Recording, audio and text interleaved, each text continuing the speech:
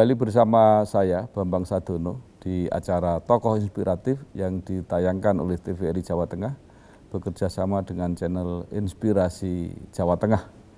Kami sudah bersama dengan Dr. Budi Laksono, MHSC, staf ahli Satgas COVID Jawa Tengah. Silakan yang mau berkomunikasi melalui 024 670 7500 atau pesan WA 081 222 222 609. Dokter Budi, kita lanjutkan. Sekarang ada fenomena-fenomena yang kadang-kadang aneh. Justru di pusat-pusat pelayanan kesehatan yang seharusnya di situ dijaga protokol kesehatannya, menjadi sumber penularan baru. Misalnya kasus seperti di Rumah Sakit Dr. Muwardi Solo, itu banyak sekali yang kena. Gimana itu dok cara menerangkannya? Ya, jadi memang ini kan penyakit yang memang menular dari orang ke orang lain. Ya. Di tempat-tempat kesehatan itu memang banyak orang dari luar yang datang. Yang pertama dia memang sakit. Tentu saja mereka datang harus mendapatkan pelayanan. Ya. Bahkan orang yang tidak sakit pun dalam konteks misalnya di rumah sakit tamu-tamu kita layani semuanya. Ya. Dan kita nggak pernah tahu status orang-orang yang sakit ini, dia ngeluhnya sakitnya misalnya ketabrak sepeda misalnya, atau mungkin dia sakitnya karena gatal. Tetapi kita nggak pernah tahu apakah dia betul-betul tidak COVID atau COVID. Nah, disinilah kadang-kadang risikonya institusi kesehatan itu sangat rawan sekali menerima orang-orang yang salah satu atau salah dua di antara mereka ini adalah penular juga. Menjadikan orang-orang kesehatan adalah orang-orang yang sangat rawan untuk ketularan. Oleh karena itu sejak awal dulu sejak bulan Februari kami sendiri sebagai seorang dokter dan kami juga punya pasien, kadang-kadang kami harus berpikir bagaimana supaya kami tetap bisa melayani. Memang nggak bisa diputuskan bahwa kita harus tetap melayani, tetapi kita juga terproteksi. Makanya waktu itu kita menciptakan konsep awal-awal kita sudah punya masker, dan ketika masker dianggap itu untuk yang priority dan memang mahal saat itu, kita menciptakan masker BC19, di mana masker ini standarnya bagus, tapi semua orang bisa memakai. Kemudian ketika ada pelayanan yang memang harus kita ini kontak, kita menciptakan barrier dengan transparan mika. Kita membuat, saat itu belum ada di pasaran, sehingga kita harus membuat sendiri dan sebagainya. Nah, itulah yang bisa kita lakukan. Tetapi kita berhadapan dengan virus yang memang kita tidak pernah tahu dia itu dengan barrier ini akan terhenti atau pas kebetulan anginnya itu lewat barrier ke sini, turun sini kan. Sehingga kadang-kadang ketika orang yang di rumah sakit, tidak semua orang di rumah sakit itu mempunyai standar untuk harus menggunakan APD. Padahal di dalam satu ruangan ketika ada orang-orang yang sakit seperti ini, otomatis dia dengan angin dan sebagainya, virus itu bisa mengenai orang yang tidak mempunyai APD atau memakai APD atau memang pelayanan tidak mensyaratkan pakai APD. Nah, disinilah risiko itu bisa mengenai dan sudah benar sekali bahwa rumah sakit melakukan kontrol diri. Dia rutin melakukan swab untuk petugasnya supaya kalau ada yang positif, segera mungkin untuk dilakukan isolasi. Jangan sampai dia menular ke pasien. Dan itu merupakan salah satu standar yang dilakukan oleh rumah sakit yang baik. Sehingga kalau misalnya ada yang rumah sakit seperti itu, ya kita nggak usah terlalu takut sekali. Karena memang itu standar yang dilakukan rumah sakit. Begitu ada orang yang positif, mereka akan kita cutikan, dilayani oleh orang yang lain yang belum yang sehat untuk memberi pelayanan terus seperti itu. Dok, yang mungkin membuat masyarakat khawatir itu kan karena masalnya itu. Kalau ada kasus, ya itu sesuatu yang masuk wajar ya. Tapi kalau bisa kena bareng-bareng itu kan agak aneh. Artinya semua kan pakai APD, mungkin ada yang teledor misalnya kan 1-2 misalnya. Nah ini pertanyaannya itu kan standar yang di situ yang dipertanyakan gitu. Tidak menutup kemungkinan kalau misalnya ada seperti itu, tetapi sepertinya di rumah sakit semua petugas sudah diberi pelatihan yang sebaik mungkin. Tetapi tentu saja kalau ada yang teledor kita belum tahu. Tapi memang kadang-kadang ada nilai-nilai atau angka-angka tiba-tiba banyak. Karena apa? Karena misalnya kita melakukan swab hari Senin, Selasa, Rabu misalnya begitu. Tapi ternyata hasilnya nanti pada 4 hari berikutnya, ini baru muncul kan gitu. Sehingga seakan-akan ini nggak ada, ini ada. Nah ini bisa terjadi seperti itu.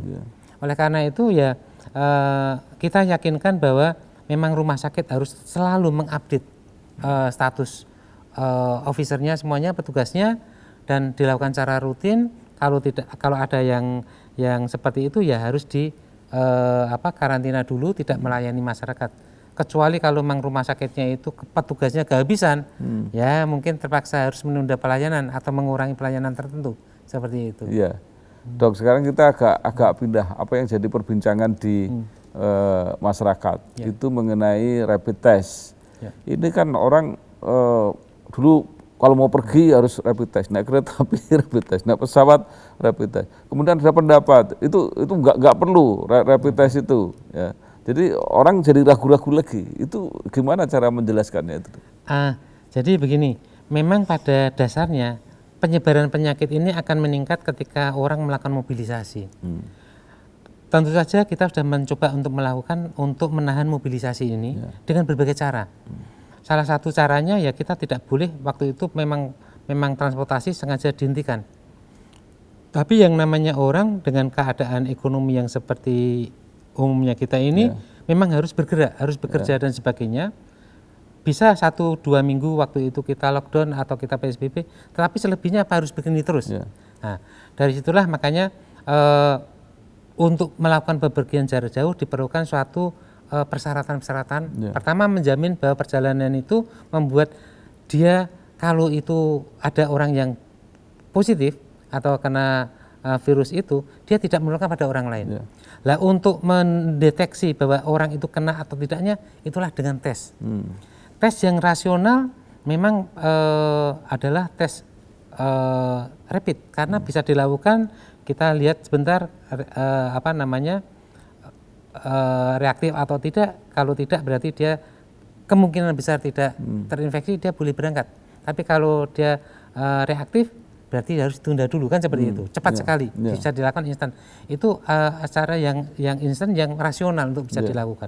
Coba bisa dibayangkan kalau kita harus swab, mau masuk stasiun di swab, nanti keretanya mau berangkat, kita hasilnya belum tentu ada. Ini sesuatu yang tidak ada sesuatu yang sempurna, tetapi ini yang harus dilakukan oleh pemangku kebijakan, dan memang tidak ada semuanya akan memuaskan semua orang, tetapi memang itu kebijakan yang harus dilakukan oleh pemangku kebijakan yang mau nggak mau memang kita harus menghormati seperti itu.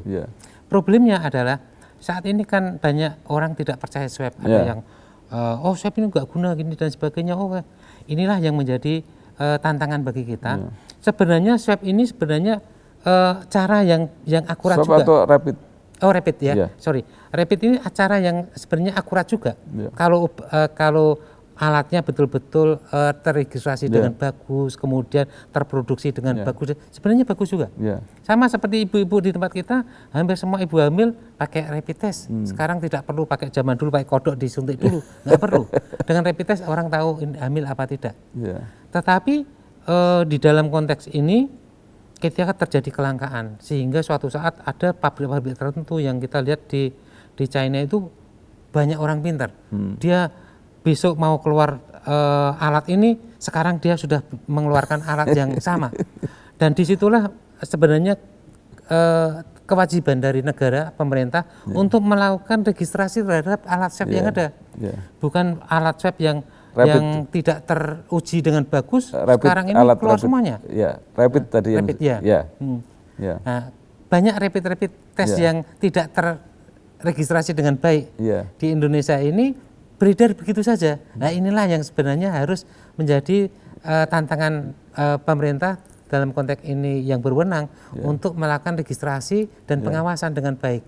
Yang rapid yang sensitivitasnya kurang dari 90% nggak boleh masuk, nggak boleh beredar. Seperti itulah. Harusnya seperti itu. Tapi yang terjadi kan begini, Dok. Ketika awal-awal itu rapid itu satu kali kira-kira 300.000 lah ya. Kemudian pemerintah mengumumkan nggak boleh, maksimal harus 150.000. Nah ini kan semakin membuat ragu masyarakat. Biasanya kalau harganya murah ini nggak bisa dipercaya gitu. Gimana itu?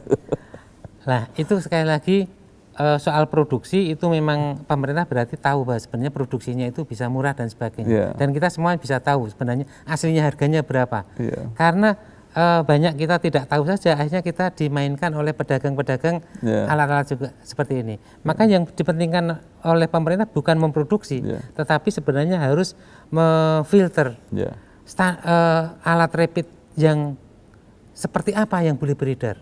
Sama seperti tes untuk HIV, itu hanya beberapa merek yang diizinkan beredar. Karena apa? Yang lainnya sensitivitasnya kurang dari 90%, nggak boleh beredar. Seperti itu. Kita menggunakan ini. Setiap kali ada orang yang memasukkan merek baru, tes dulu, betul nggak? Kalau betul, ya silakan. Tapi saya nggak tahu apakah di dalam konteks COVID ini sudah ada seperti itu. Kenyataan sepertinya banyak sekarang ini kebutuhan saja yang masih langka, apalagi yang baik, betul belum ada. Itulah. Ya dok, di tengah ketidakpastian semacam itu kan makin menambah was-was dan kekhawatiran. Ini saya direpit ini benar apa enggak? Itu mungkin enggak selain pemerintah mungkin ada lembaga swasta yang membantu dokter ini kan relawan gitu. Mungkin untuk membantu menjamin bahwa ini atau diumumkan kalau pengen rapid test yang benar harganya standar 150 tapi alatnya dijamin ada dokter ahli seperti Dr. Budi Laksono ini yang menjamin di sini gitu, bisa nggak? Nggak bisa. Satu-satunya itu adalah teknologi tinggi, bukan hanya orang yang mau dan melakukan, tetapi ada teknologi tinggi yang harus menjadi standar itu. Oleh karena itu yang mampu adalah negara. Negara harus didorong untuk mempunyai standar itu yang dibagukan untuk semua merek-merek yang masuk seperti itu. Jadi kalau begitu, kalau situasi seperti ini kesimpulannya negara belum maksimal gitu dok? Tidak mengatakan begitu, tapi memang dalam konteks penanggulangan ini memang banyak beberapa hal yang belum banyak dilakukan. Oleh karena itu memang makanya sekarang kita dorong terus bagaimana supaya mengekspresikan orang-orang ilmuwan di negara ini bisa mengekspresikan hal yang terbaik untuk bangsanya seperti itu. Jadi artinya masih kita perlukan gitu ya jaminan-jaminan dari para ahli supaya masyarakat tidak bingung gitu. Dok, ini juga ada masalah di masyarakat. Sekarang kalau ada orang yang terpapar COVID positif, itu sebaiknya dirahasiakan atau dibuka, karena ada pengalaman di instansi-instansi tertentu itu ketika itu ditutup. Bahkan saya pernah suatu saat saya dapat daftar pejabat-pejabat yang terkena COVID. Saya ditanya, Pak Bambang dapat dari mana? Kan ini harusnya rahasia gitu. Nah, apakah itu justru tidak menimbulkan ketidakpastian dan kekhawatiran orang-orang, misalnya karyawannya di situ kan saling curiga, jangan-jangan kamu yang kena, jangan-jangan kamu. Gimana menurut dokter? Jadi sebenarnya apa yang menjadi keadaan seseorang yang datang kepada dokter atau institusi kesehatan itu adalah konfidensial, rahasia. Pada dasarnya itu. Tetapi dalam konteks penyakit-penyakit menular seperti ini dan bisa menular pada orang, makanya atas izin yang bersangkutan itu dokter boleh mengumumkan, atau atas izin undang-undang itu pemerintah boleh mengumumkan kepada khalayak ini dan sebagainya. Dan sangat appreciate sekali ada beberapa orang yang dengan senang hati ketika dia positif dia langsung mengumumkan di televisi atau saya ini positif karena dia pejabat publik ya. Oleh karena itu saya mohon teman-teman yang kemarin dalam 1 minggu ini berhubungan dengan saya mohon untuk screening. Nah, ada beberapa pejabat yang baik seperti itu. Dan sekarang pun juga banyak kelihatan di masyarakat pun ketika ada orang yang positif, tetangganya pun tahu. Dan tetangganya ada yang tadi saya sebutkan sampai akhirnya empati pada dia, akhirnya membawa makanan dikasihkan di pintunya, membawa sarapan dan sebagainya. Ini menunjukkan bahwa sebenarnya dalam konteks ini memang COVID ini bukan penyakit yang memalukan, bukan penyakit yang harus dirahasiakan juga.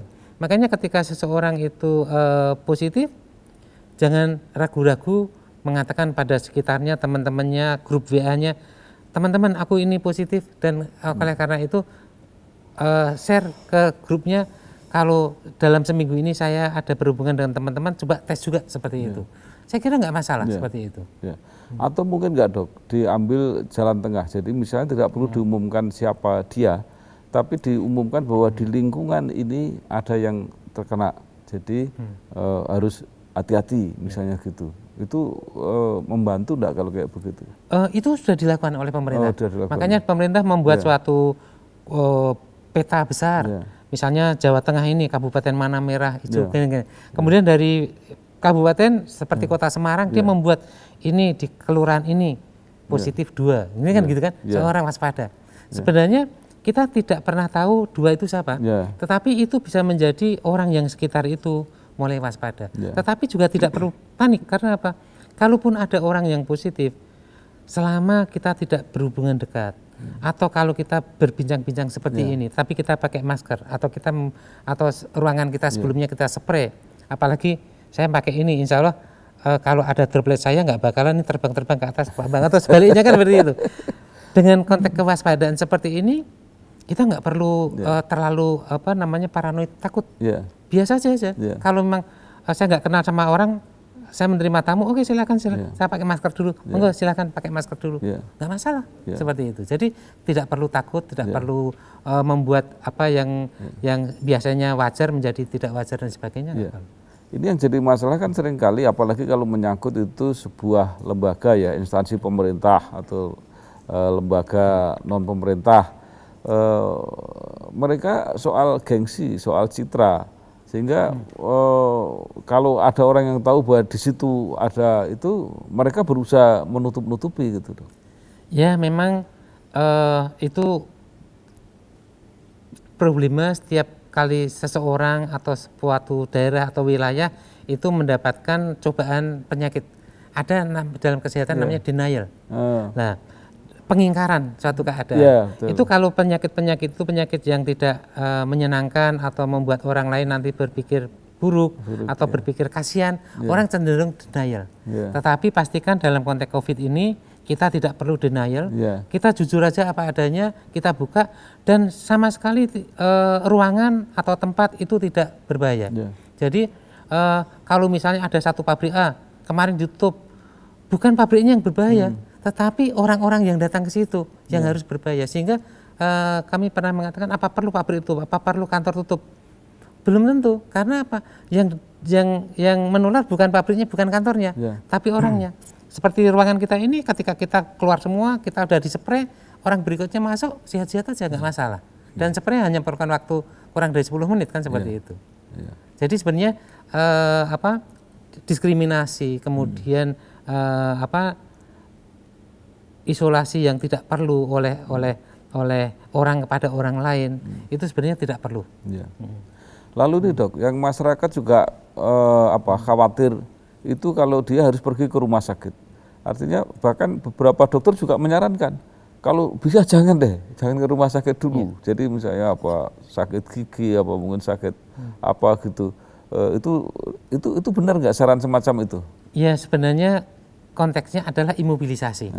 Jadi ketika kondisi normal kita kalau ke rumah sakit naik angkot nggak masalah, naik ini nggak masalah dan semua ke rumah sakit nggak masalah. Tapi saat ini kita lihat di jalan pun kita berisiko, di rumah sakit pun kita ketemu dengan orang-orang yang sakit yang lain, yang banyak yang berisiko.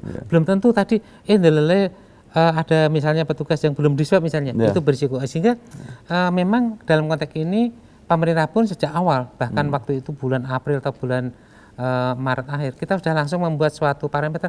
Kalau memang bisa layanan itu online, silakan online.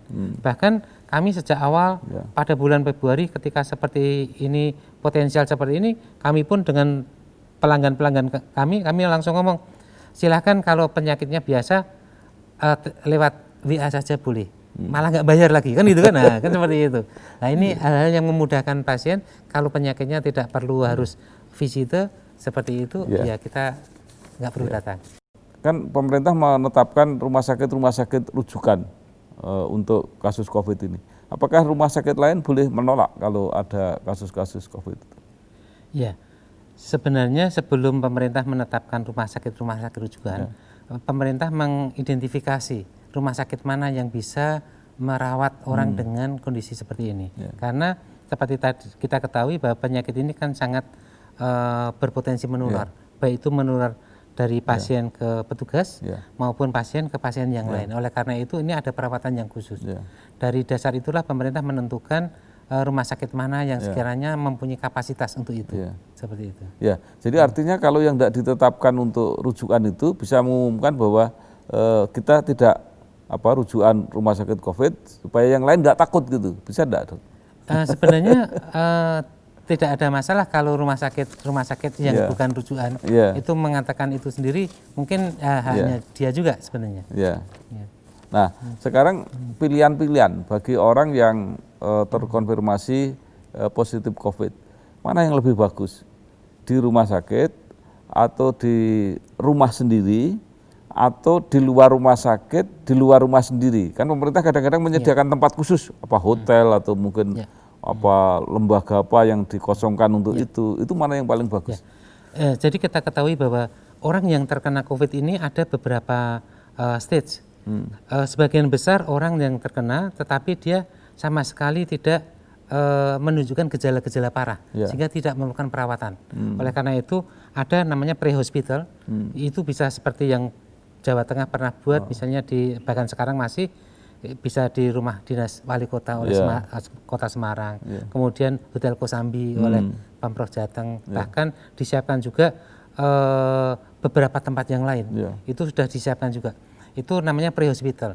Jadi mereka hanya dirawat di situ, tidak memerlukan suatu penanganan khusus medis, tetapi dilayani dengan baik, diberi terapi-terapi yang secukupnya, kemudian supaya dia tidak menularkan di rumah. Itu yang kemudian setelah di rumah sakit pun sebenarnya rumah sakit dengan kapasitas yang terbatas itu tidak harus merawat sampai orang betul-betul sembuh dalam konteks negatif. Ketika apa yang menjadi ketergantungan dia akan pelayanan di rumah sakit itu sudah selesai, misalnya dia harus perlu ventilator, harus perlu oksigen berapa, itu memang harus di rumah sakit. Tapi kalau dia sudah membaik, sudah bisa jalan-jalan, sudah enak dan sebagainya, tetapi tes swabnya itu belum negatif. Kalau orangnya tidak ada ketergantungan medis kuat, bisa dirawatkan di rawatan post hospital. Itu bisa sama seperti tadi. Nah, dalam konteks ini mana yang lebih baik? Ya memang inilah prosedur yang harus dilewati. Karena kalau semuanya di rumah sakit tidak akan cukup menampung semua orang. Kemudian kalau misalnya ini di sini terus ya nggak bisa. Suatu saat di antara orang sini harus melihat gejalanya semakin buruk, ya harus masuk ke rumah sakit. Rumah sakit sudah membaik, tidak perlu ruangan khusus, dia bisa di tempat diisolasinya. Makanya beberapa rumah sakit sekarang mengembangkan juga, selain dia punya perawatan, dia punya tempat-tempat untuk isolasi atau karantina sebelum dia dinyatakan bisa dikeluarkan oleh rumah sakit, seperti itu. Ya, Dok, kalau mereka isolasi di rumah, siapa yang mengawasi? Ya, jadi sebenarnya kalau orang isolasi di rumah, apakah perlu persyaratan yang khusus? Sebenarnya tidak khusus sekali. Yang penting di rumah dipastikan dia bisa mendapatkan suplai makanan cukup, kemudian istirahat yang cukup. Kemudian yang penting lagi adalah tidak ada penularan di dalam rumah itu. Pastikan di rumah itu keluarga-keluarga yang lain tidak dekat atau bahkan kalau bisa di pavilion tersendiri, itu lebih bagus. Pastikan jangan justru dari rumah itu terus justru nanti bapak ibunya atau anaknya ketularan, itu nggak boleh. Makanya untuk isolasi rumah idealnya harus dipastikan oleh petugas kesehatan mungkin nggak ini di rumah. Kalau memungkinkan ya silakan, tapi kalau nggak mungkin konteks Jogotongo, satu wilayah RW mempunyai satu rumah kosong, bisa ditempatkan di situ. Atau bahkan beberapa case menggunakan balai desa untuk tempatkan di situ. Itu lebih bagus seperti itu. Dok, sekarang saya sampai ke pertanyaan yang mungkin agak sensitif. Kalau orang meninggal karena COVID, sekarang kan jadi kontroversi, apakah masih bisa virusnya itu menular? Ya, jadi ketika seseorang meninggal, tentu saja bukan orang itu aktif menularkan, tetapi misalnya apa yang ada di dalam cairannya, kemudian ada yang kulitnya dan sebagainya itu kalau tidak eliminasi dengan baik saat memandikan, itu bisa menular. Oleh karena itulah, makanya di dalam konteks perawatan pulasara jenazah untuk COVID ini ada pulasara yang khusus. Cara memandikannya seperti apa? Petugasnya ada kursusnya, ada pelatihannya. Intinya adalah supaya orang itu tidak kontak langsung dengan jasad itu, spraynya efektif, disinfektan efektif, dan kemudian setelah itu dilakukan isolasi dengan kain atau yang kedap air atau plastik, sehingga tidak ada cairan-cairan dari orang itu akan keluar lagi. Dengan perlakuan seperti ini, insya Allah kalau sudah diplastikin, kalau itu memang efektif, ya memang otomatis tidak akan menular seperti itu. Meskipun kita tetap kehati-hatian kita, makanya kenapa harus dimasukkan di kotak lagi seperti itu supaya tidak berdekat. Karena yang namanya virus itu bukan barang yang bisa kita lihat warnanya merah atau nggak bisa. Oleh karena itu yang bisa kita lakukan ya kehati-hatian seperti itu. Itu kan ada di masyarakat, bahkan ada di medsos, di siaran-siaran itu yang mengatakan bahwa ketika orang yang terpapar virus itu meninggal, tempat untuk bersemayam virus itu sudah nggak ada, itu berarti virusnya mati juga gitu. Gimana tuh? Ya, jadi memang ketika seseorang meninggal, otomatis selama cairannya itu tidak kemana-mana, ya otomatis virusnya juga mati. Oleh karena itu kita boleh waspada, hati-hati betul, tetapi kita tidak terlalu paranoid, bahkan sampai ada yang menolak dimakamkan di ini misalnya. Nggak boleh seperti itu. Asal dia sudah dilayani dengan bagus, ayo monggo dimakamkan di mana, seperti itu. Dan yang penting dalam konteks ini, keluarga menyadari, tentu saja beberapa orang yang nggak menyadari harus kita akomodasi. Misalnya ada orang-orang yang punya agama yang baik dan benar, dalam konteks jenazah orang yang kami cintai itu harus dimandikan dengan baik.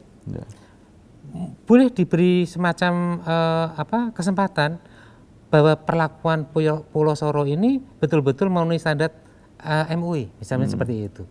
Kemudian bagaimana mensolatkan sebagainya memenuhi standar-standar itu. Kalau perlu orang bisa melihat, kalau perlu keluarga itu bisa menggunakan alat APD, bisa menonton orang lagi itu nggak ada masalah. Bahkan kalau perlu ada CCTV yang melihat bagaimana jenazah orang yang dicintai itu bisa, sangat bagus sekali, sehingga nggak perlu kita nggak percaya, sehingga jangan-jangan jenazah orang yang kami cintai tidak disalatkan dan sebagainya. Akhirnya terus diculik cuma untuk orang disalatkan. Nah, ini hal-hal yang sebenarnya tidak boleh terjadi. Dan alhamdulillah sampai sekarang di Jawa Tengah dengan tenggang rasa yang cukup bagus, sepertinya tidak ada seperti ini. Moga-moga jangan. Tentu saja komunikasi yang kuat antara petugas Pulau Soro, petugas COVID di lapangan dengan keluarga ini harus dibina terus supaya jangan sampai ada kecurigaan-kecurigaan yang tidak perlu seperti itu. Dok, untuk closing statement, menurut dokter apa-apa yang perlu diperhatikan oleh masyarakat ini untuk memutus rantai penularan COVID ini? Siap. Jadi begini, COVID ini sekarang mendera kita semuanya. Semua dari kita, orang anak-anak, dewasa, bahkan orang tua, orang yang kaya atau yang miskin, kita semuanya terpapar berisiko. Oleh karena itu, satu-satunya yang bisa kita lakukan saat ini adalah memahami bahwa penyakit itu berbahaya, dan penyakit itu tidak semua orang akan mengalami hal yang berat, sehingga kalau ada yang berat, itulah kenyataan. Tapi kalau yang nggak terasa, jangan sampai kita menuduh itu rekayasa dan sebagainya. Kemudian bersama-sama kita harus berusaha secara bersama-sama melakukan pencegahan yang masif. Bagaimana mencegahnya?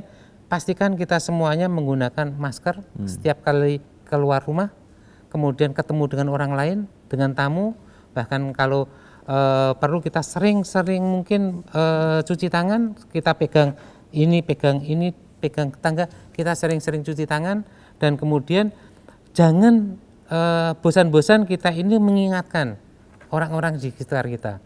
Pak, maaf Bapak masuk ke sini belum pakai masker, masker dulu.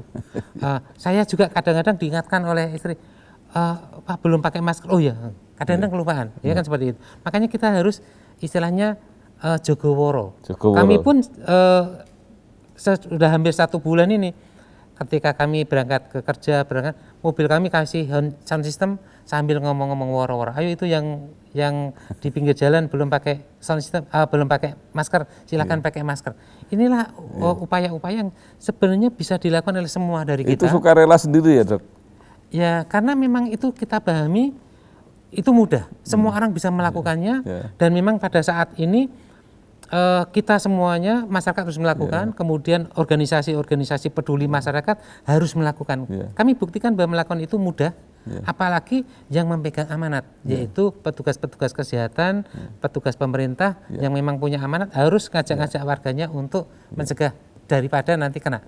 Baik, terima kasih sekali Dr. Budi Laksono, Master Health Science, staf ahli Satgas COVID Jawa Tengah. Mudah-mudahan penjelasan dokter bisa menjadi referensi dan bekal untuk masyarakat untuk menghadapi pandemi ini dan ikut mencegah penularan COVID di tengah-tengah kita.